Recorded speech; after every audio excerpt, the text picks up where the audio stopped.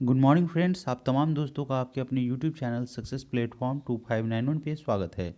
दोस्तों, यह सेट जो है वॉल्यूम 2 है, प्लेटफॉर्म के वॉल्यूम 2 का सेट है, जिसके अंतर्गत हम सेट नंबर 4 के जीके और जीएस के प्रश्न को यहाँ पे सॉल्व करने वाले हैं। अगर आप इस चैनल के माध्यम से पहली बार जुड़े हैं तो चैनल को सब्सक्राइब करेंगे, वीडियो को लाइक करेंगे और अधिक से अधिक शेयर करने का प्रयास करेंगे। तो चलिए शुरुआत करते हैं इस सेशन की पहले प्रश्न के साथ, जो कि वॉल्यूम 2 का सेट नंबर 4 से है। पहला प्रश्न है कि 2024 ग्रीष्मकालीन ओलंपिक का कहाँ आयोजन किया जाएगा।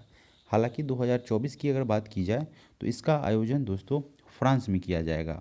ठीक है, यह 2024 ग्रीष्मकालीन ओलंपिक होगा और वह जो है इसकी मेज़बानी फ्रांस के द्वारा किया जाएगा।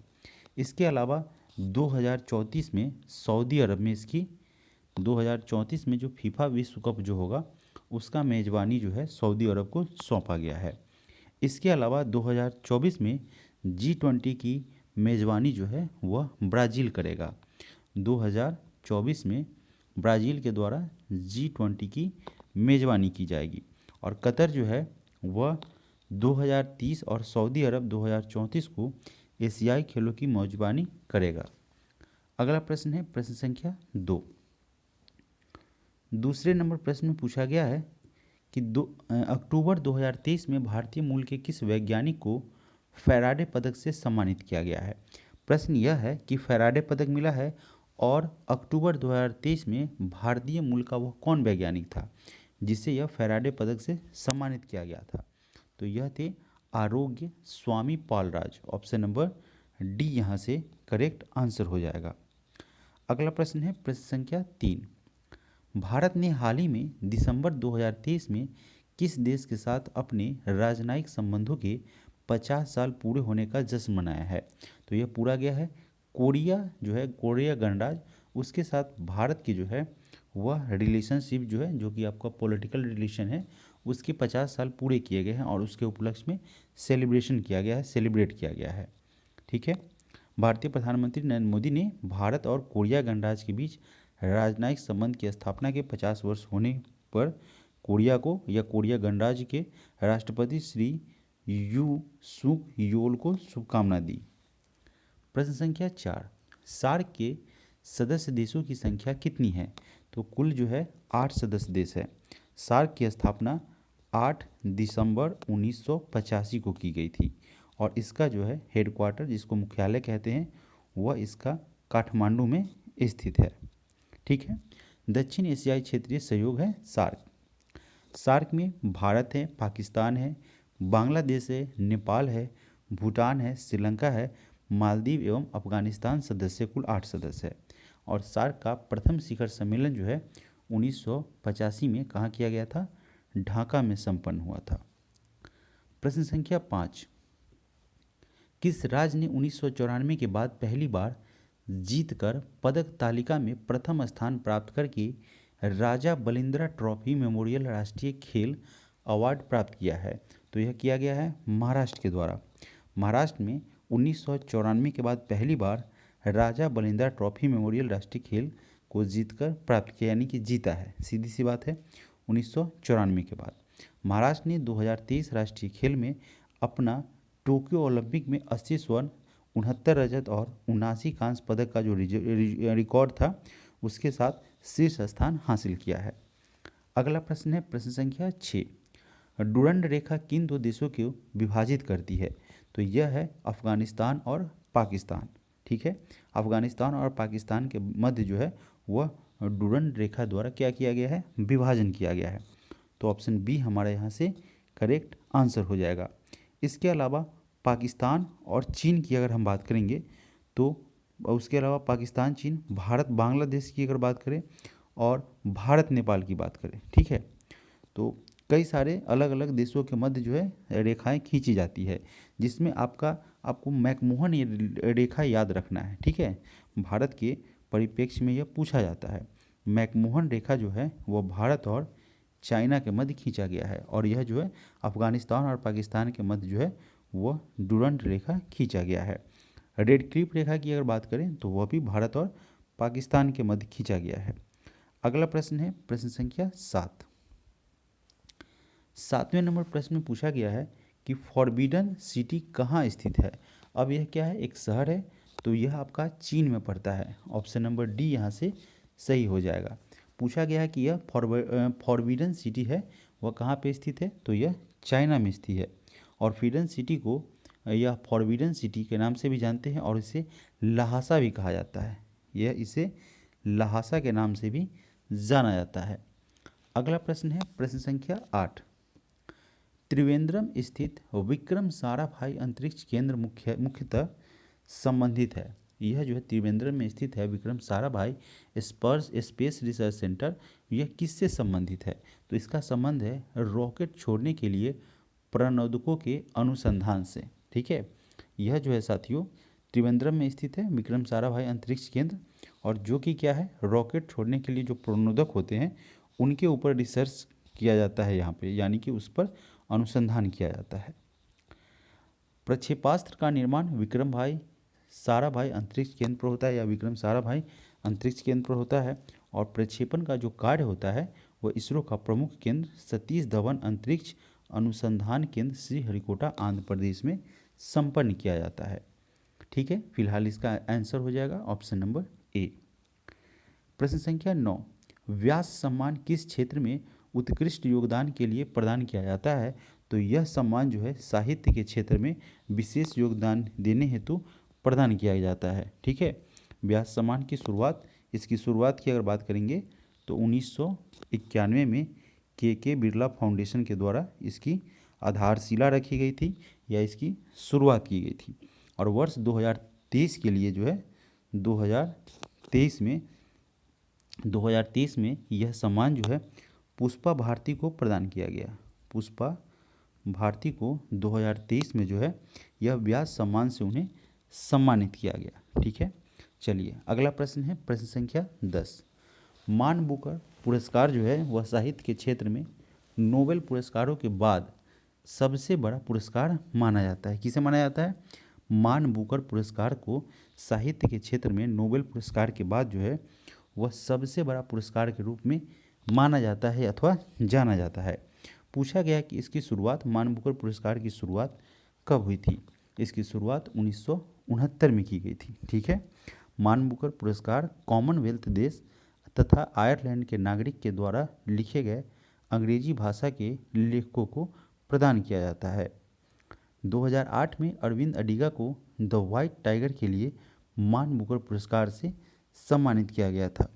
प्रश्न संख्या 11। नवंबर 2023 में जारी वैश्विक जलवायु प्रदर्शन सूचकांक में भारत का स्थान दोस्तों कितना रहा था? 2023 के संदर्भ में पूछा गया है, इंपॉर्टेंट प्रश्न है। कह रहा है कि वैश्विक जलवायु प्रदर्शन सूचकांक जो कि इंडेक्स जारी किया गया था उसमें भारत का स्थान पूछा गया है, तो यह था दोस्तों 8वां स्थान। ठीक है, प्रश्न संख्या 12। पोर्टो नोवो निम्नलिखित में से किस देश की राजधानी है? तो यह जो है बेनिन की राजधानी है पोर्टो नोवो। ठीक है, और लाइबेरिया जो है वह मोनरोविया की राजधानी है। ठीक है, लाइबेरिया की अगर बात करी जाए, ठीक है, लाइबेरिया की राजधानी क्या हो जाएगी? मोनरोविया। नाम थोड़ा अजीब है, यह लाइबेरिया की राजधानी है। अंगोला की राजधानी जो है साथियों वह हो जाएगा लुआंडा। लुआंडा जो है यह हो जाएगा आपका अंगोला की राजधानी। और लिब्रेविले जो है वह गेबोन की राजधानी हो जाएगी। क्या हो जाएगी? लिब्रेविले, अजीब नाम है। ठीक है, यह जो है गेबोन की राजधानी हो जाएगी। और बेनी की अगर बात करें तो यह किसकी? पोर्टो नोवो की राजधानी हो जाएगी। अगला प्रश्न है प्रश्न संख्या 13। भारतीय संविधान के किस अनुच्छेद में देवनागरी लिपि में लिखे जाने वाले हिंदी को अंग्रेजी के साथ आधिकारिक सरकारी भाषा माना गया है? तो यह है साथियों अनुच्छेद 343। आर्टिकल 343 जो है वो भारतीय संविधान का जो अनुच्छेद है उसमें देवनागरी लिपि को लिखी जाने वाली जो है अंग्रेजी के साथ जो है वह आधिकारिक सरकारी भाषा माना गया है या मान्यता प्रदान किया गया है। संविधान के भाग 17 में अनुच्छेद भाग जो है 17, ठीक है, भाग लिखते हैं, भाग संविधान के भाग 17 में अनुच्छेद जो है 343 से लेके 351 तक जो है वह राजभाषा के विषय का वर्णन किया गया है। अगला प्रश्न है प्रश्न संख्या 14। 14 नंबर प्रश्न में पूछा गया है कि the poverty of political economy, how economic abandon the poor, इस नामक पुस्तक के लेखक कौन है। इस पुस्तक को दोस्तों मेघनाथ देसाई के द्वारा लिखा गया है। प्रश्न संख्या 15। स्तंभों का मिलान करना है। अब कैसे? अब यहाँ पे दे रखा है, एक तरफ संस्था है और दूसरी तरफ उसका मुख्यालय है। अब देखिए, पहला है दोस्तों ICAR, केंद्रीय शुल्क बागवानी संस्थान। तो पूछा गया है कि इसका मुख्यालय कहाँ है दोस्तों, तो इसका मुख्यालय बीकानेर में स्थित है। ठीक है, पहला इसका सही है। इसके अलावा बात की जाए ICAR, केंद्रीय कपास अनुसंधान संस्थान, तो इसका मुख्यालय दोस्तों नागपुर में है। तो ऑप्शन 2 भी हमारा क्या हो जाएगा, सही हो जाएगा।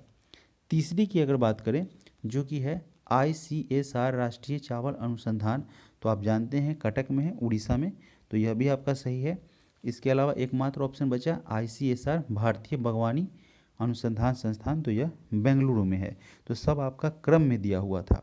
तो क्रम में की अगर बात करेंगे तो हमारा ऑप्शन सी हो जाएगा, 1 2 3 4। अगला प्रश्न है प्रश्न संख्या 16।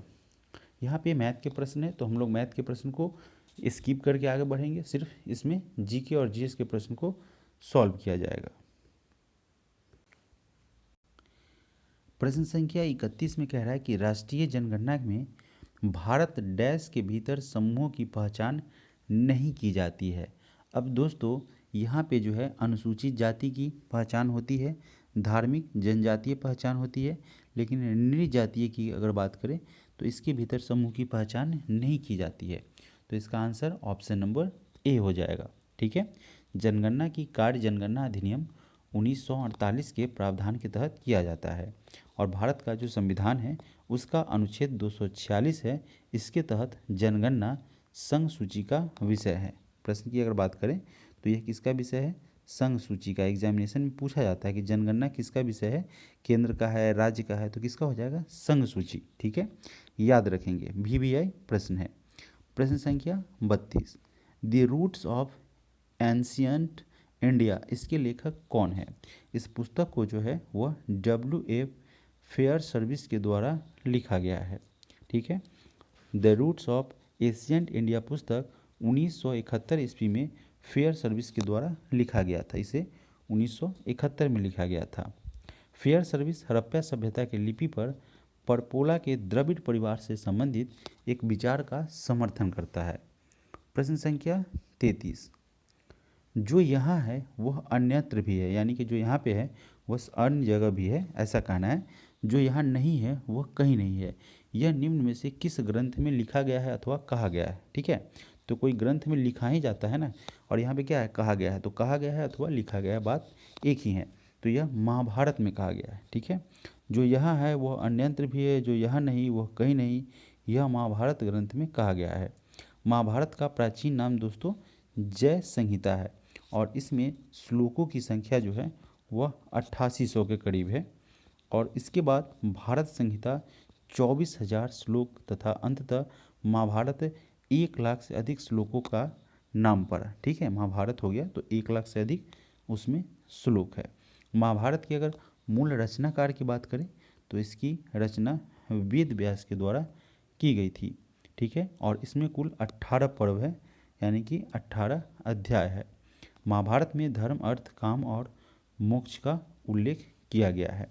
महाभारत विश्व का सबसे बड़ा महाकाव्य भी है। प्रश्न संख्या 34। निम्न में से किस एक्ट के द्वारा भारत के वायसराय को अध्यादेश जारी करने की शक्ति प्रदान की गई। तो यह एक्ट था इंडियन काउंसिल एक्ट 1861। इसके द्वारा, इसके माध्यम से भारत के जो वायसराय हैं उन्हें अध्यादेश जारी करने की शक्ति प्रदान की गई। वायसराय जब कभी मुसीबत में हो उस समय बिना विधायक परिषद की अनुमति लिए ही अध्यादेश जो है वो जारी कर सकता है, जो कि 6 माह के लिए लीगल होगा, वैध होगा। ठीक है, अगला प्रश्न है प्रश्न संख्या 35।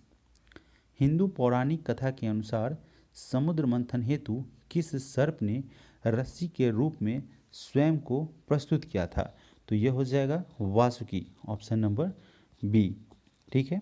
समुद्र मंथन कथा का उल्लेख आपको भागवत पुराण, महाभारत और विष्णु पुराण में देखा गया है, उसका उल्लेख किया गया है। हिंदू पौराणिक कथा के अनुसार असुर राजा बलि तीनों लोगों का स्वामी बनकर अत्याचार करने लगा था और विष्णु जी के सलाह पर समुद्र मंथन से जो अमृत प्राप्त हुआ था, उस अमृत पान के लिए देवतागण ने राक्षस से समझौता किया था। मंदराचल पर्वत को मथनी तथा वासुकी नाग को नीति बनाया गया था। ठीक है। इसमें जो पर्वत था वह कौन था? एग्जामिनेशन में आपसे पूछा जा सकता है, मंदराचल पर्वत। ठीक है। मंदराचल पर्वत, यहाँ पे एक पर्वत, यह मान लीजिए कि मंदराचल पर्वत था और इसमें सांप के रूप में, रस्सी के रूप में वासुकी सांप जो है इसमें क्या हुए थे? लपेटे गए थे। ठीक है। तो ड्राइंग करने आता नहीं है, बस आपको एक ऐसा इमेज बना के थोड़ा सा दिखा रहा था। प्रश्न संख्या 36 कह रही कि ठुमरी गायिका गिरजा देवी संबंधित है। यह किससे संबंधित है, कहाँ से संबंधित है? तो यह साथियों बनारस घराने से इनका संबंध है। बनारस घराना जो है वह कथक नृत्य से संबंधित रहा, यानी कि बनारस घराना का संबंध जो है वह कथक नृत्य से रहा है। अगला प्रश्न है प्रश्न संख्या 37। राजस्थान में शरीर पर चित्र गुदवाने की प्रथा प्रचलित है। एक जनजाति में यह प्रथा अधिक लोकप्रिय है और वह जनजाति कौन सी है? तो यह जनजाति भील जनजाति है। ठीक है। भील जनजाति के द्वारा जो है यह जो है, जिसको ठेठ में पहले गोधना कहा जाता था, ठीक है, शरीर पर चित्र बनवाया जाता था। अब तो उसका ट्रेडिशनल जो अभी आ गया है नया लेटेस्ट, उसको हम लोग क्या कहते हैं? टैटू कहते हैं। यह सारे पूरे विश्व भर में उसे टैटू ही कहा जाता है। तो यह भील जाति जनजाति जो है वहाँ की, उसके द्वारा यह अधिक करवाया जाता है अपने शरीर के किसी भी, जैसे गर्दन है, पैर है, हाथ है, कहीं भी इनके द्वारा बनवाया जाता है। ठीक है। चलिए अगला प्रश्न है प्रश्न संख्या 38। निम्नलिखित में से कौन सा एक मृत ज्वालामुखी है, डेड ज्वालामुखी? ठीक है। तो इसका आंसर हो जाएगा ऑप्शन नंबर सी। और भारत में एक जो है सक्रिय ज्वालामुखी कौन सा हो जाएगा? आप जानते हैं तो कमेंट ज़रूर करेंगे। ठीक है। चलिए अगला प्रश्न है प्रश्न संख्या, हालांकि कुछ ज्वालामुखी के बारे में इम्पोर्टेंट डिस्कशन करना ज़रूरी है। अब जैसे कि माउंट एटना ज्वालामुखी की अगर बात करें तो वह आपका इटली में पड़ता है, जो कि यहाँ पे दिया हुआ है। वह कहाँ पे पड़ता है? पहले इसे इरेज करते हैं। यह माउंट एटना जो है वह कहाँ पे पड़ता है? इटली में पड़ता है। और मृत ज्वालामुखी के बारे में हम लोग बात किए थे, तो यह है माउंट पोपा। ठीक है। माउंट पोपा म्यांमार में स्थित है। यह कहाँ पे स्थित है? म्यांमार में स्थित है। हालांकि बिना इसका एक्सप्लेनेशन करके हम आगे बढ़ रहे थे तो कुछ पॉइंट छूट रहा था। ठीक है। और भारत में जो बैरन ज्वालामुखी है वह सक्रिय है ज्वालामुखी, एकमात्र ज्वालामुखी है बैरन। ठीक है। बैरन ज्वालामुखी जो है, ज्वालामुखी एकमात्र सक्रिय ज्वालामुखी है। विश्व का सबसे ऊंचा सक्रिय ज्वालामुखी कोटोपैक्सी है। कोटोपैक्सी जो है वह विश्व का सबसे ऊंचा सक्रिय ज्वालामुखी है। इसके अलावा स्ट्राम्बेली ज्वालामुखी को भूमध्य सागर का प्रकाश स्तंभ के रूप में जाना जाता है। यह जो है भारत में नारकोंडम ज्वालामुखी प्रसुप्त या मृत ज्वालामुखी के रूप में जाना जाता है। इसके अलावा अगर बात करेंगे तो प्रश्न संख्या 38 में पूछा गया है कि, सॉरी 38 तो हो गया, प्रश्न संख्या 39 में कह रहा है कि निम्नलिखित में से कौन सा आरक्षित जीव मंडल सबसे अधिक ऊंचाई पर स्थित है? सबसे अधिक ऊंचाई पर साथियों यह खांगचेन दो जोंगा, ठीक है ना, यह आपको एक आरक्षित जीव मंडल है जो कि सबसे ज़्यादा अधिक ऊंचाई पर स्थित है। इसे कंचनजंगा बायोस्फीयर रिजर्व के नाम से भी जाना जाता है। कंचनजंगा की अगर बात करेंगे तो यह जो है सिक्किम राज्य में स्थित है और भारत में कुल 18 जैवमंडल आरक्षित क्षेत्र है। भारत का पहला जैवमंडल आरक्षित क्षेत्र जो है वह नीलगिरी है। नीलगिरी की अगर बात की जाए तो यह पहला जैव मंडल यानी कि बायोडाइवर्सिटी जो है रिजर्व, उसी को जैव मंडल आरक्षित क्षेत्र कहा जाता है। ठीक है। तो पहला है नीलगिरी। क्षेत्रफल की दृष्टि से सबसे बड़ा जैव आरक्षित क्षेत्र जो है वह मन्नार की खाड़ी है। इसके अलावा सबसे छोटा जो है वह डिब्रू सैखोवा है जो कि असम में स्थित है। और भारत का प्रथम जैव आरक्षित क्षेत्र जो है नीलगिरी जैव आरक्षित क्षेत्र बना, जिसको 1986 में बायोडाइवर्सिटी रिजर्व के रूप में इसे घोषित किया गया था। दोस्तों, मैं जितना बोलता हूँ उतना लिखने में समय ज़्यादा लगता है, इस कारण से लिखता नहीं हूँ, आपको बोल देता हूँ ताकि आप समझ जाए और आपका टाइम भी ज़्यादा वेस्ट नहीं हो पाए। प्रश्न संख्या 40 में कह रहा है कि किसी देश की मुद्रा के अवमूल्यन का मतलब क्या होता है? उसके वैल्यू में गिरावट, है ना, डिवैल्यूएशन होता है उसका। तो यह अवमूल्यन के लिए सलाह दी जाती है जब उस देश के निर्यातों को सामना करना पड़ता है। किस कारण से ऐसा किया जाता है? तो जिसको डिनोमिनेटाइजेशन कहते हैं, ठीक है ना, विमुद्रीकरण भी कहते हैं। तो विदेशी बाजार में लोचदार मांग का यह क्या होता है? ऐसा सामना करना पड़ता है। इसी कंडीशन में जो है मुद्रा का अवमूल्यन किया जाता है। जब किसी देश की मुद्रा के मूल्य में किसी विदेशी वस्तु की तुलना में आधिकारिक तौर पर मूल्य ह्रास कर दिया जाए तो वह क्या होता है? अवमूल्यन कहा जाता है। अवमूल्यन से निर्यात जो है, यानी कि निर्यात, आयात का मतलब खरीदना, निर्यात का मतलब बेचना। तो अवमूल्यन से निर्यात का जो क्षेत्र होता है उसमें रोजगार सृजन हो सकता है। और भारत में पहली बार 1949 में अवमूल्यन किया गया था और दूसरी बार अवमूल्यन 1966 में तथा तीसरी बार 1991 में किया गया था। तो पहली बार आप लिख लेंगे 1949, दूसरी बार 1966 और तीसरी बार 1991 में किया गया था। प्रश्न संख्या 41 में कह रहा है कि राष्ट्रपति के द्वारा किस अवधि के पश्चात वित्त आयोग का गठन किया जाता है? वित्त आयोग का गठन साथियों राष्ट्रपति के द्वारा किस आयोग किया जाता है? किस अवधि के पश्चात वित्त आयोग का? तो इसका गठन जो है वो हर 5 वर्ष की समाप्ति पर किया जाता है। ऑप्शन नंबर बी हमारा यहाँ से सही हो जाएगा। और इसकी व्यवस्था है वह आर्टिकल अनुच्छेद 280 के द्वारा इसकी व्यवस्था की गई है। किसकी? वित्त आयोग के गठन की व्यवस्था अनुच्छेद 280 के माध्यम से किया जाता है। वित्त आयोग क्या है? एक अर्धन्यायिक संवैधानिक निकाय है। अर्धन्यायिक है, संवैधानिक निकाय। अब वित्त आयोग में एक अध्यक्ष होता है और 4 जो है इसमें क्या होते हैं? एक अध्यक्ष होते हैं और 4 जो है इसके सदस्य होते हैं, ठीक है। वित्त आयोग के अध्यक्ष व सदस्यों की नियुक्ति राष्ट्रपति के द्वारा की जाती है। वित्त आयोग की सिफारिशों की प्रकृति सलाहकारी होती है। इसको मानने के लिए सरकार बाध्य नहीं होती है। आप मान भी सकते हैं, मतलब गवर्नमेंट मान भी सकती है और नहीं भी मान सकती है। अगला प्रश्न है प्रश्न संख्या 42। मैं एक समाजवादी और गणतंत्रवादी हूँ और मुझे राजाओं और राजकुमारों में विश्वास नहीं है। यह जो स्टेटमेंट है यह दिया गया है, यह वक्तव्य संबंधित है। किससे संबंधित है? जवाहरलाल नेहरू से। मैं एक समाजवादी हूँ और गणतंत्रवादी हूँ और मुझे राजाओं और राजकुमारों में विश्वास नहीं है। उपरोक्त कथन पंडित जवाहरलाल नेहरू के द्वारा 1936 में जो लखनऊ अधिवेशन हुआ था वह उस लखनऊ अधिवेशन के दौरान दिया गया था। पंडित जवाहरलाल नेहरू समाजवादी विचार से अधिक प्रभावित थे। 1955 में कांग्रेस का अधिवेशन आवरी में UN ढेबर की अध्यक्षता में आयोजित किया गया था, ठीक है। चलिए प्रश्न संख्या 43 कह रहा है कि नील आयोग इंडिगो कमीशन के अध्यक्ष निम्नलिखित में से कौन थे? तो वह थे साथियों WS seater car. Option number D. नील आयोग जो था, जो कि इंडिगो कमीशन था, उसके अध्यक्ष WS सीटर कार थे। सीटोन कार की अध्यक्षता 4 सदस्यीय नील आयोग का गठन वर्ष 1860 में की गई थी। नील विद्रोह आंदोलन 1859 से 60 में हुआ था। अगला प्रश्न है प्रश्न संख्या 44। निम्नलिखित में से किसका सुमेलन नहीं है? कौन इसमें से गलत है? अब देखिए 1885 की बात करें तो भारतीय राष्ट्रीय कांग्रेस की स्थापना किया गया था एओ ह्यूम के द्वारा। 1905 में बंगाल विभाजन हुआ था, सही है। 1909 में मार्लो मिंटो सुधार अधिनियम आया था, ठीक है। और 1930 में कह रहा है असहयोग आंदोलन। तो यह दोस्तों जो है 1930 में असहयोग आंदोलन नहीं हुआ था। कब हुआ था? 1 अगस्त 1920 को असहयोग आंदोलन प्रारंभ हुआ था। और यह जो है 1920 में कलकत्ता के कांग्रेस अधिवेशन में लाला लाजपत राय की अध्यक्षता में असहयोग आंदोलन प्रस्ताव स्वीकार किया गया था।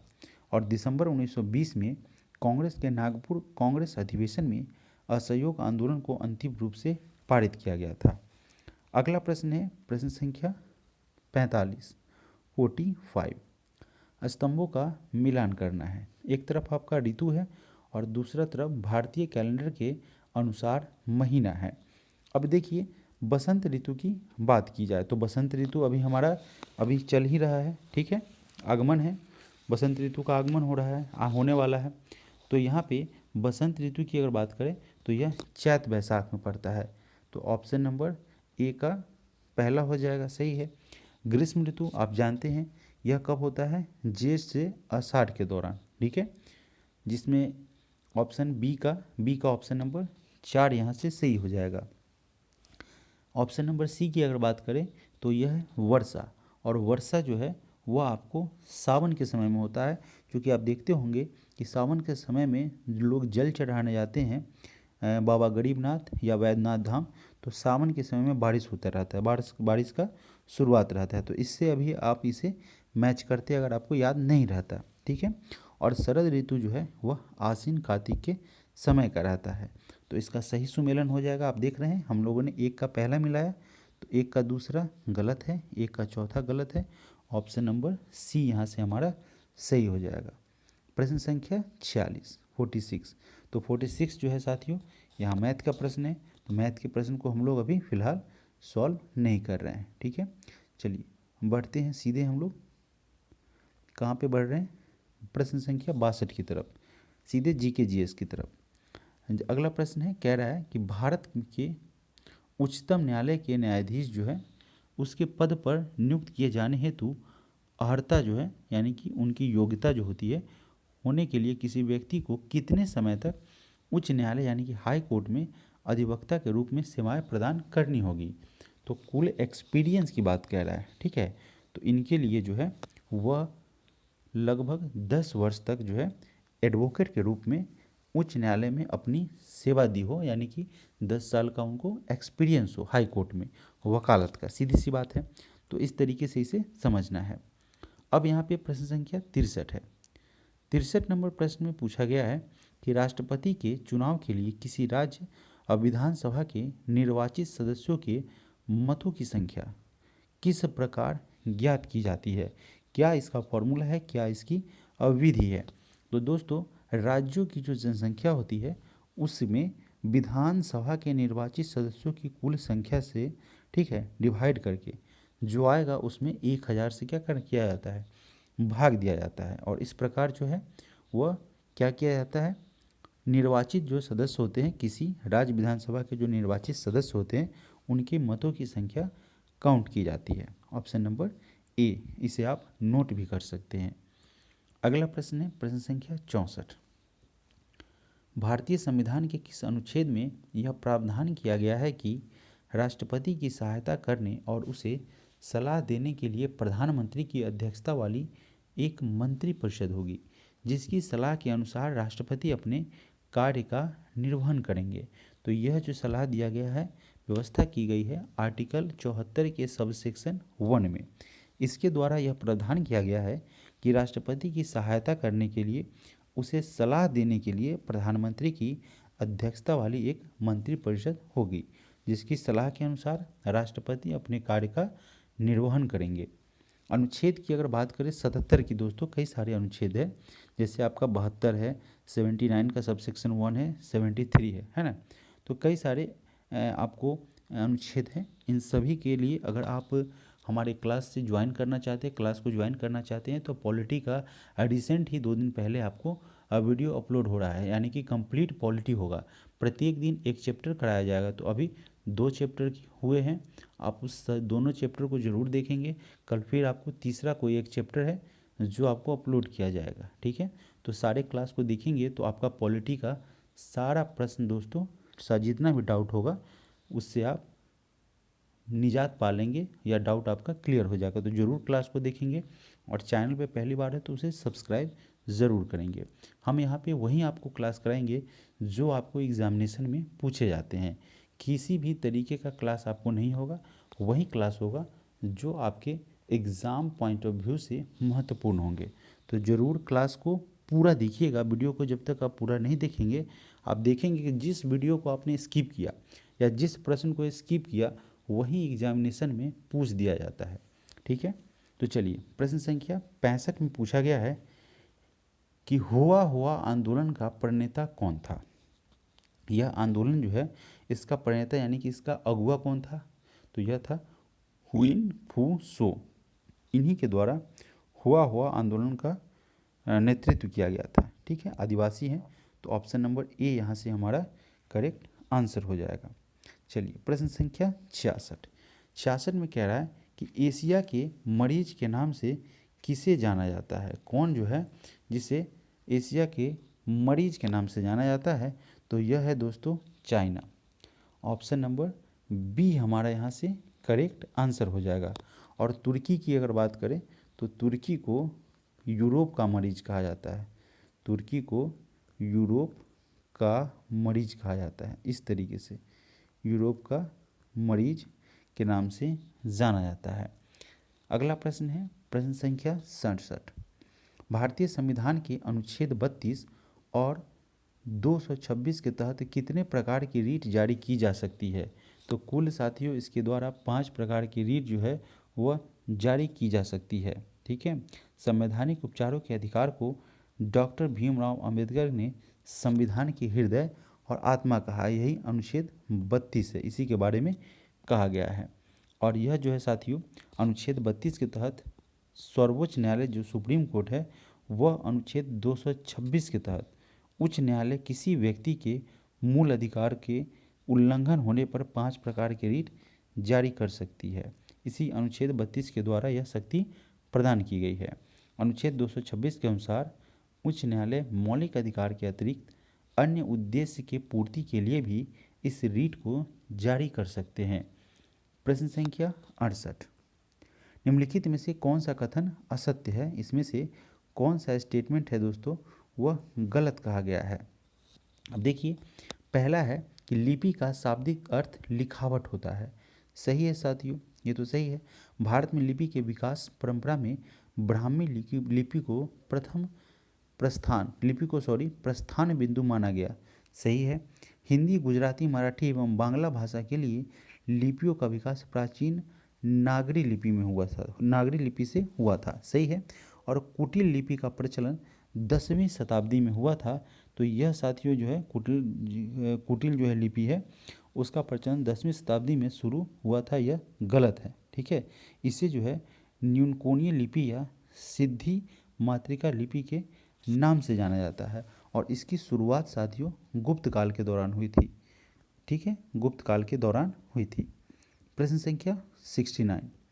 संविधान के किस अनुच्छेद में व्यवस्था की गई है कि प्रत्येक राज्य शिक्षा के प्राथमिक स्तर पर मातृभाषा में शिक्षा की पर्याप्त सुविधाओं की व्यवस्था करने का प्रयास करेगा। तो ऐसा किया गया है अनुच्छेद 350 के सब सेक्शन क में। ठीक है, इसके द्वारा प्रत्येक राज्य शिक्षा के प्राथमिक लेवल में प्राथमिक स्तर पर मातृभाषा में शिक्षा पर्याप्त सुविधा करने के लिए क्या करेगा, बाध्य है। मतलब आपको जो है प्राथमिक शिक्षा मातृभाषा में ही प्रदान करनी है, ऐसा कहा गया है अनुच्छेद 350 के सबसेक्शन क में। भारतीय संविधान के भाग 17 में उल्लेखित अनुच्छेद 343 से 351 में राजभाषा संबंधित प्रावधान किया गया है। प्रश्न संख्या 70। पंचायती राज से संबंधित निम्नलिखित कथनों में से कौन सा सही नहीं है। इसमें से कौन सा आपका गलत है। तो दोस्तों यह 73वां संविधान संशोधन जो है वो 15 अगस्त 1993 लिखा हुआ है साथियों। तो यह 15 अगस्त को नहीं हुआ था। ठीक है, 1993 में तो हुआ था। कब हुआ था, 24 अप्रैल को। ठीक है, 24 अप्रैल को 73वां संशोधन जो है 1993 से प्रभावी हुआ था। तो यह गलत था, यही हमारा आंसर है। इसके अलावा सही कौन था साथियों, तो पंचायत व्यवस्था भारतीय ग्रामीण जीवन का युगों से एक अभिन्न अंग रहा है। तो सही है। यह एक त्रिस्तरीय जैविक रूप से जुड़ी हुई संरचना है। यह साथियों प्रश्न आपको पॉलिटी में हमने कराया हुआ है, जो एनसीईआरटी का एमसीक्यू कराया था उसमें आपको यह प्रश्न मिलेगा। आप इस चैनल के प्लेलिस्ट में जाएंगे, वहाँ पे बहुत सारे क्लास किए गए हैं, आप उसे देख सकते हैं। भारतीय संविधान का अनुच्छेद 243 जी है, उसके महत्व को बढ़ाता है, तो सही है। प्रश्न संख्या 71 पूछा गया है कि योजना अवकाश की अवधि का संबंध किससे है। इसका संबंध जो है 1966 से 69 से है, जो कि तीसरी पंचवर्षीय योजना की समाप्ति हुई थी 31 मार्च साथियों 1966 से 69, है ना। तीसरी पंचवर्षीय योजना जो है वह 66 से 69 थी, तो यह समाप्त हुई थी साथियों 69 में, ठीक है। तीसरी पंचवर्षीय योजना 1969 में समाप्त हुई थी, हाँ। और चौथी पंचवर्षीय योजना जो है वह 1 अप्रैल 1969 से शुरू हुई थी, और इस अवधि के दौरान जो है, ठीक है, यह जो है साथियों क्या हुआ था, योजना अवकाश के बारे में इसका संबंध था, चर्चा हुआ था योजना अवकाश का, तो यही हमारा आंसर हो जाएगा। अगला प्रश्न है प्रश्न संख्या 72 भारतीय योजना के संदर्भ में निम्नलिखित कथनों पर विचार करना है। अब यहाँ पे क्या कह रहा है कि इसमें से कौन सा कथन सत्य है। तो द्वितीय पंचवर्षीय योजना ने भारी उद्योग की स्थापना पर बल दिया था। प्रथम पंचवर्षीय योजना जो है 1951 से लेकर 56 तक था, और द्वितीय पंचवर्षीय योजना जो है साथियों 1956 से लेकर 61 तक था, और इसी में भारी उद्योग पर बल दिया गया था, भारी उद्योग पर बल दिया गया था। और यह जो है द्वितीय पंचवर्षीय योजना पीसी महालनोबिस मॉडल पर आधारित था, और प्रथम पंचवर्षीय योजना जो था वह हेराल्ड डॉमर मॉडल पर आधारित था। अगला प्रश्न है प्रश्न संख्या इसका दूसरा नंबर पॉइंट रह गया कि तृतीय पंचवर्षीय योजना में औद्योगिकीकरण की रणनीति के रूप में आयात प्रतिस्थापन की अवधारणा को प्रारंभ किया गया था, तो आपका दोनों सही है। प्रश्न संख्या 73 अंग्रेजों और बर्मा के बीच हुई संधि, जो कि उनके बीच जो एग्रीमेंट हुआ था, अलायंस हुआ था, इसके परिणाम स्वरूप वर्ष 1826 में अंग्रेजों ने असम को हड़प लिया था, ठीक है। तो किस संधि के द्वारा हड़पा गया था, तो यह था यांडाबू की संधि। अंग्रेज और बर्मा के बीच यांडाबू की संधि हुआ था, और उसी के परिणाम स्वरूप 1826 में अंग्रेजों ने असम को हड़प लिया था, उस पर अधिकार जमा लिया था। यांडाबू की संधि प्रथम आंग्ल बर्मा युद्ध में बर्मा की हार के बाद लॉर्ड एमहर्स्ट के कार्यकाल के दौरान हुआ था। इसका कार्यकाल जो है वह 1823 से लेकर के 1828 तक था। अगला प्रश्न है प्रश्न संख्या 74 नीति आयोग के विषय में निम्नलिखित में से कौन सा एक सही नहीं है। इसमें कौन नीति आयोग के बारे में गलत कहा गया है। अब साथियों यहाँ पे साथियों अगर बात करेंगे तो कह रहा है पहला स्टेटमेंट, पहला ऑप्शन, इस गठन योजना आयोग के स्थान पर किया गया है। इसका गठन, नीति आयोग का गठन योजना आयोग के स्थान पर किया गया है, तो सही है, गलत नहीं है। इसमें एक पूर्णकालिक अध्यक्ष होता है, ठीक है। देखिए पूर्णकालिक अध्यक्ष इसलिए नहीं होता है क्योंकि इसका पदेन अध्यक्ष प्रधानमंत्री होते हैं, ठीक है। तो यह आपका बी आपका गलत है। योजना आयोग का गठन 15 मार्च 1950 को किया गया था, और वर्तमान में अभी नीति आयोग के सीईओ BBR सुब्रमण्यम है। और अभी आप देखेंगे तीसरा, तो तीसरा हमने बताया कि 15 मार्च 1950 को हुआ था, और इसका गठन जो है इस नीति आयोग, योजना आयोग का तो हुआ था, नीति आयोग का 2015 में किया गया था, और यह सहकारी संघवाद के सिद्धांत पर आधारित है। प्रश्न संख्या 75 महात्मा गांधी ने साबरमती से लेकर दांडी तक प्रसिद्ध नमक मार्च शुरू किया था। दांडी गुजरात के किस जिले में स्थित है, तो यह पड़ता है नवसारी में। महात्मा गांधी ने साबरमती से लेकर दांडी तक प्रसिद्ध नमक मार्च शुरू किया था।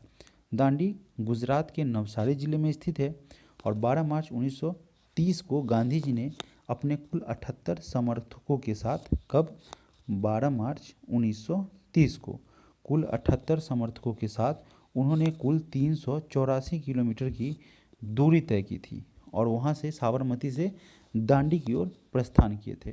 कुल मिला के 24 दिन की पैदल इनकी यात्रा थी, और इसके बाद वह 5 अप्रैल 1930 को पहुँचे थे।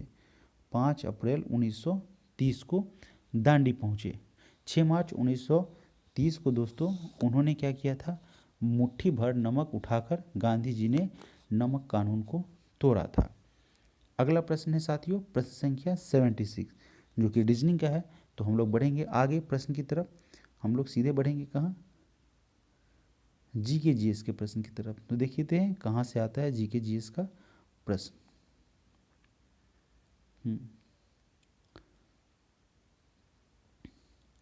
प्रश्न संख्या 92। अब 92 में कह रहा है कि असम और अरुणाचल प्रदेश को जोड़ने वाला भारत का सबसे लंबा सड़क सह रेल पुल क्या कहलाता है। तो इसे दोस्तों जो है हम लोग बोगीबील ब्रिज के नाम से जानते हैं। ठीक है, असम और अरुणाचल प्रदेश को क्या करता है, जोड़ता है। भारत का सबसे बड़ा लंबा सड़क तो पुल तो उसमें है ही है, और उसके एक ले नीचे जो है वह रेल पुल है, उसे बोगीबील ब्रिज के नाम से जाना जाता है। असम और अरुणाचल प्रदेश को यह जोड़ता है। असम के डिब्रूगढ़ शहर के पास ब्रह्मपुत्र जो नदी है उस पर बना हुआ है यह बोगीबील ब्रिज, जिसकी कुल लंबाई जो है 4.94 किलोमीटर है। ठीक है, तो इसका आंसर हो जाएगा ऑप्शन नंबर बी। अगला प्रश्न है प्रश्न संख्या 93। दोस्तों प्रश्न संख्या 91 रह गया था। ठीक है, 91 में कह रहा है कि निम्न में से उर्वरक क्रांति से कौन सा रंग संबंधित है। तो भूरा रंग जो है वह आपको उर्वरक क्रांति से संबंधित है। गुलाबी की अगर बात करेंगे तो गुलाबी क्रांति का संबंध क्या है, झींगा मछली के उत्पादन से है। काली क्रांति की अगर साथियों बात करेंगे तो आप बताइए काली क्रांति का संबंध किससे है। आप सभी जानते हैं कि काली क्रांति का संबंध जो है साथियों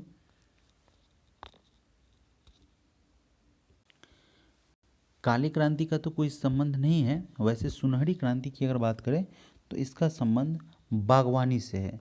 सुनहरी क्रांति जो है उसका संबंध बागवानी से है। श्वेत क्रांति का संबंध आप जानते हैं दूध के उत्पादन से है। लाल क्रांति टमाटर और मांस के उत्पादन से है। इसके अलावा रजत रेशा क्रांति जो है वह कपास के उत्पादन से है। इसी के बारे में अलग अलग है, जैसे नीली क्रांति आपका मत्स्य उत्पादन से हो जाएगा, गुलाबी क्रांति झींगा उत्पादन से हो जाएगा, हरित क्रांति खाद्यान्न भोजन जो है उससे संबंधित है। अगला प्रश्न है प्रश्न संख्या 93। 93 नंबर प्रश्न में पूछा गया कि भारत के किस राज्य में शिशु मृत्यु दर सबसे कम है। सबसे कम शिशु मृत्यु दर जो है वह केरला में है। केरल के बारे में आप जानते होंगे कि सबसे शिक्षित राज्य है, सबसे शिक्षित पुरुष साक्षरता दर में भी, महिला में भी और ओवरऑल में भी। ठीक है, तो इसका आंसर हो जाएगा ऑप्शन नंबर बी। भारत की अगर बात करें तो हमारे देश में शिशु मृत्यु दर वर्तमान में 17 है। ठीक है ना, प्रति हजार में 17 बच्चे जो क्या होते हैं मृत हो जाते हैं, यानी कि मर जाते हैं। कुल कितना, 1000 में 17 बच्चे प्रत्येक साल मरते हैं, भारत के इस परिप्रेक्ष्य में बात की जाए। और भारत में सबसे ज़्यादा शिक्षित राज्य आपका केरल पड़ता है, वहाँ पे शिशु मृत्यु दर सबसे कम है। और सर्वाधिक लिंगानुपात जो है वह केरल राज्य में पाया जाता है। अगला प्रश्न है प्रश्न संख्या 94। सीसी शहर और सीरी दुर्ग का निर्माण किसने करवाया था। इसका निर्माण जो है वह अलाउद्दीन खिलजी के द्वारा करवाया गया था।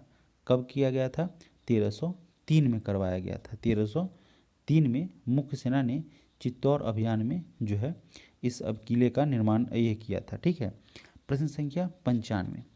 95 नंबर प्रश्न में है कि भारत में वन नीति 1952 ईस्वी का संशोधन कब किया गया था। इसका संशोधन 1988 में किया गया था। और वन नीति 1952 जिसका संशोधन हुआ था 1988 में, 58 में नहीं सॉरी, 1988 में। अगला प्रश्न है प्रश्न संख्या 96। अब यहाँ पे क्या कह रहा है, प्रश्न पूछा गया है 96 में। यहाँ पे एक फिजिक्स का प्रश्न है, कह रहा है कि एक द्रव की बूंद व एक साबुन के बुलबुले की त्रिज्या समान है। यदि द्रव की बूंद में दाब अधिक का मान P1 व साबुन के बुलबुले में दाब अधिक का मान P2 हो तो क्या होगा। तो इस कंडीशन में साथियों 2P1 P2 के बराबर होगा। हालांकि यह समझने वाला प्रश्न है, रट्टा मारने वाला नहीं प्रश्न है। इस तरीके का प्रश्न जब एग्जामिनेशन में आएगा तो आप क्या करेंगे, आप इसमें चांस नहीं लेंगे। ठीक है, बहुत रेयर ऑफ रेयर जो है यह सही हो पाएगा, बहुत सारा डिफिकल्ट रहता है। चलिए प्रश्न संख्या 97 में कह रहा है कि हाइड्रोजन आवर्त सारणी के किन दो समूहों के गुणों से मेल खाता है। तो यह है समूह 1 और समूह 17। हाइड्रोजन जो है उसका गुण आवर्त सारणी के समूह 1 और समूह 17 के दो समूहों के गुणों से मैच करता है। हाइड्रोजन परमाणु में एक प्रोटॉन तथा कोई न्यूट्रॉन नहीं होता है। और हाइड्रोजन गैस प्रकृति में क्या होता है, रंगहीन होती है, गंधहीन होती है और स्वादहीन होती है। प्रश्न संख्या 98, निम्नलिखित में से किन्हें ऊर्जा संग्रहण के लिए प्रयोग किया जाता है। ऊर्जा संग्रहण के लिए किसका यूज किया जाता है? तो साथियों इसमें आपको संधारित्र है उसका यूज करते हैं ऊर्जा कलेक्ट करने के लिए, जमा करने के लिए, संग्रह करने के लिए। अगला प्रश्न है प्रश्न संख्या 99, उस समूह की पहचान कीजिए जिसमें आने वाले पादपों की शारीरिक संरचना स्पष्ट नहीं होती है। इन पादपों को सामान्यतः शैवाल कहा जाता है और ये पौधे मुख्य रूप से क्या होते हैं, जलीय होते हैं। तो यह कौन हो जाएंगे? यह हो जाएंगे साथियों थेलोफाइटा समूह में आने वाले जो भी पादप होते हैं उनकी संरचना जो है वह स्पष्ट नहीं होती है, क्लियर नहीं होती है। इन पादपों को नॉर्मली शैवाल के रूप में जाना जाता है और ये पौधे मुख्य रूप से जलीय होते हैं। अगला प्रश्न है प्रश्न संख्या 100, एक तत्व के समस्थानिक यानी कि आइसोटोप्स किसमें भिन्न होते हैं? तो यह भिन्न होते हैं आपको न्यूट्रॉनों की संख्या में। ऑप्शन नंबर सी हमारा यहाँ से सही आंसर हो जाएगा।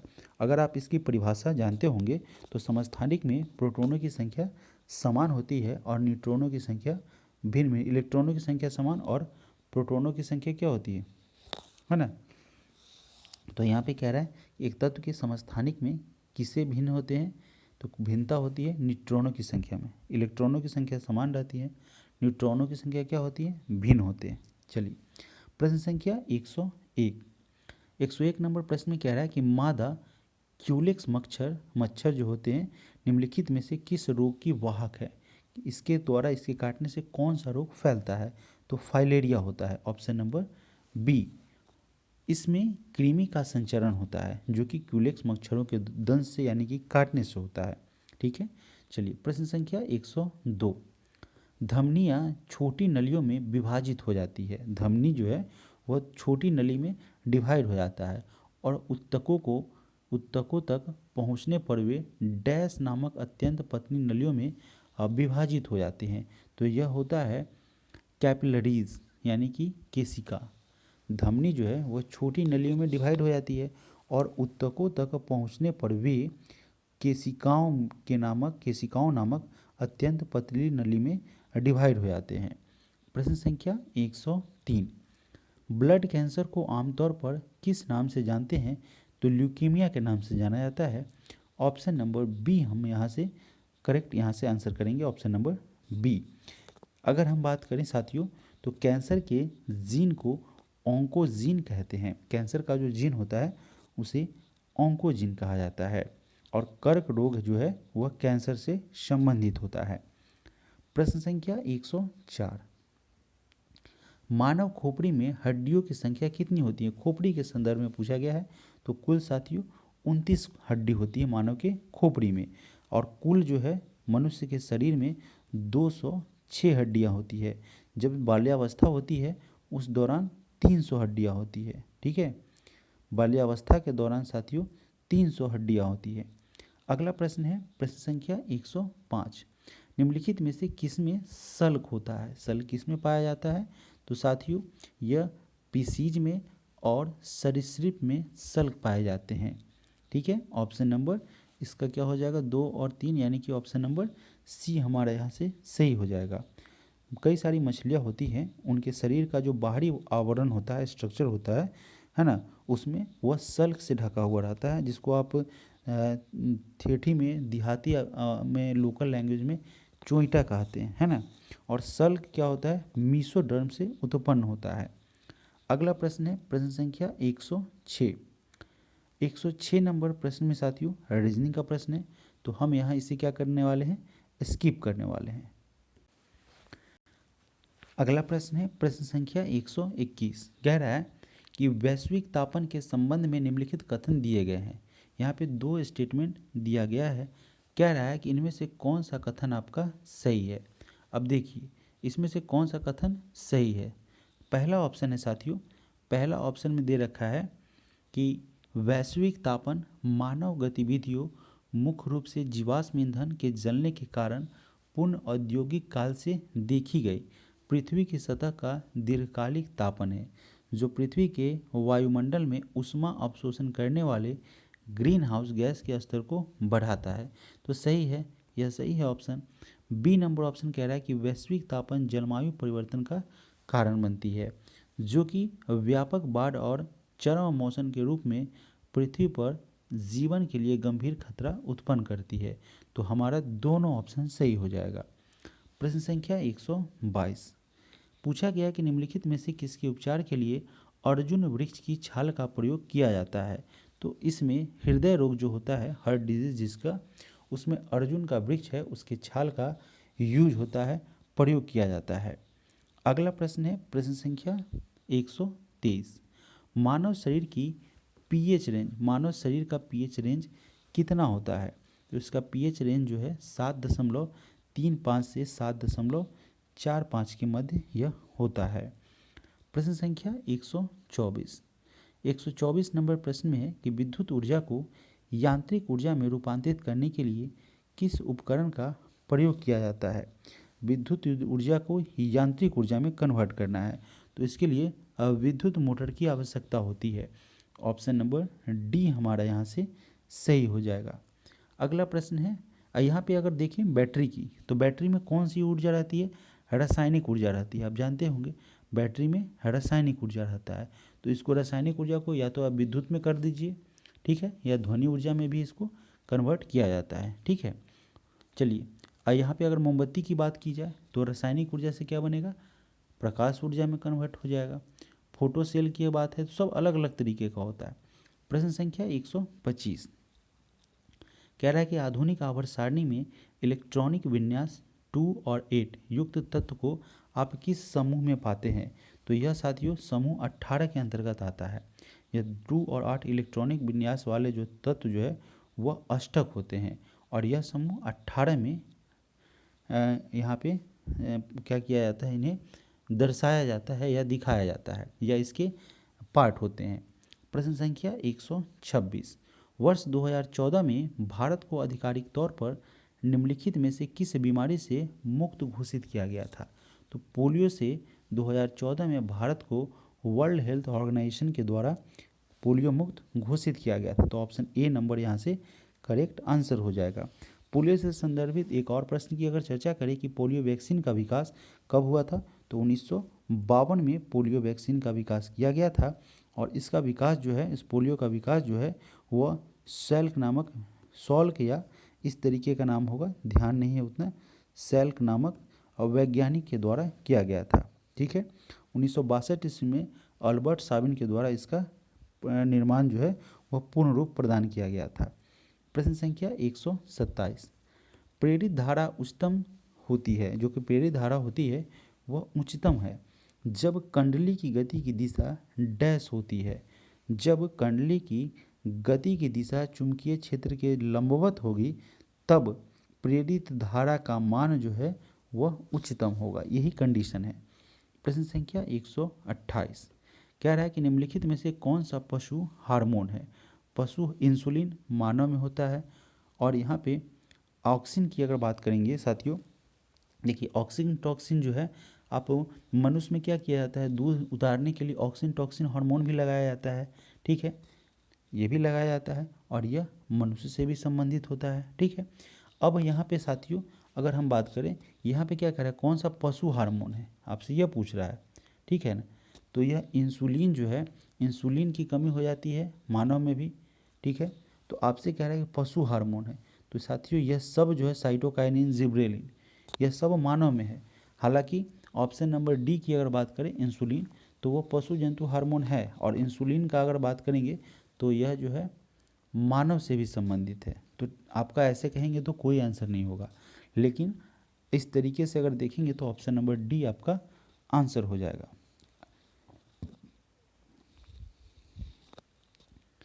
प्रश्न संख्या 129 यहाँ पे कह रहा है रिकॉम्बिनेंट डीएनए टेक्नोलॉजी के विकास के पश्चात ही यह तकनीक संभव हुई। फिर से पढ़िए प्रश्न को, प्रश्न ये कह रहा है कि रिकॉम्बिनेट जो डीएनए टेक्नोलॉजी थी, है ना, उसके विकास के पश्चात कौन सा तकनीक का विकास हुआ। पहले यह तकनीक हुआ और जस्ट उसके बाद कौन सा तकनीक का विकास हुआ, यह प्रश्न कर रहा है। तो इसके बाद डीएनए अंगुली मुद्रण यानी कि finger printing, DNA finger print, उसका विकास हुआ। प्रश्न को फिर से समझिए, बहुत ही आसान प्रश्न है, नहीं समझेंगे तो हमारे दिमाग से या आपके दिमाग से आगे जा सकता है। कह रहा है कि रिकॉम्बिनेट डीएनए टेक्नोलॉजी का विकास जब हो गया, उसके पश्चात कौन सा टेक्निक संभव हुआ।